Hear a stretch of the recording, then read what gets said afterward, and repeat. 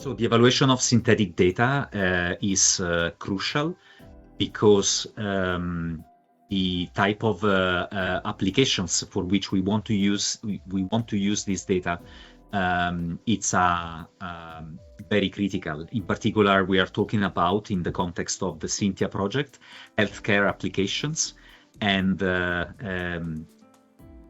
it's very important that a thorough evaluation of the quality of the synthetic data and also its security, especially in terms of privacy concerns, is addressed. So in this sense, evaluating synthetic data for healthcare applications is one of the most pressing needs that we have right now in the field of artificial intelligence applied to these specific type of sectors. We really have to ensure that the artificial instances, the artificial data that is produced, is useful for the specific applications for which this has been designed, which can be, for example, being used for training downstream models for specific tasks like diagnosing or stratifying patients or identifying risk populations, whatever the downstream task is. It's very important that we assess the utility of synthetic data for particular. But it's not only the utility; it's also, as I said at the beginning, privacy. So, of course, those models are trained with real data, and they produce synthetic data. So, if we want to respect the GDPR and in general, like regulations that try to preserve the privacy and of the donors of the original data, we don't want like the synthetic data to be able to essentially re-identify the original patients, for example.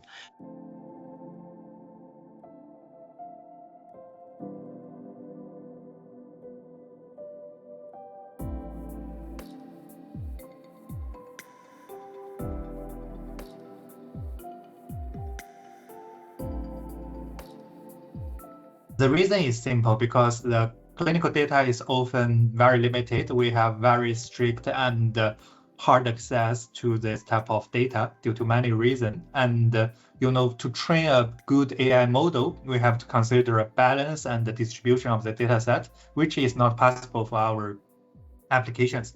And synthetic data provides the possibility to address these challenges and try to help us to scale the model performance, not scale, it makes the model performance more robust and less biased to different countries and different locations around the world. And we are trying to use many different solutions like diffusion and the generative adversary network to provide the synthetic data and try to use this type of data to be a complementary of this real world data without any higher risk and extra cost.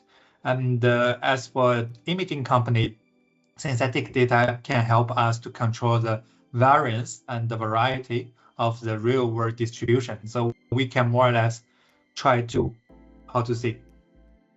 overcome the challenges from the clinical practice that we cannot find a rare pathology in the images and also edge case from the images, so that we can control the distribution and the variety of the data, and therefore we can reduce the model bias and improve the generalization.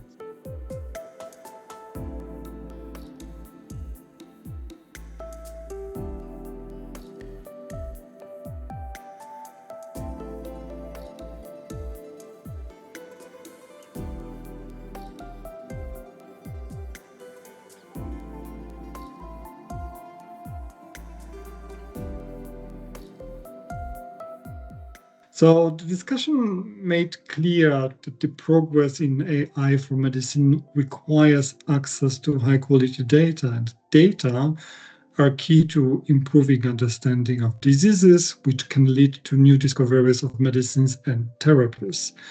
Also, public health needs data to plan efficient disease prevention programs and also startups require data to develop personalized applications for patients with chronic conditions.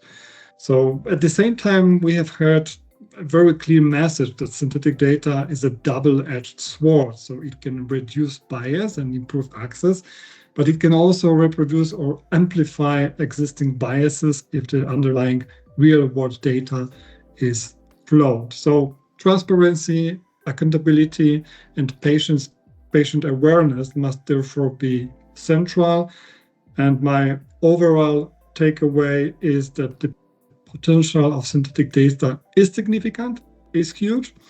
If validation, standards, ethical safeguards, and regulatory frameworks evolve alongside the technology, synthetic data can accelerate AI-driven healthcare innovation in Europe.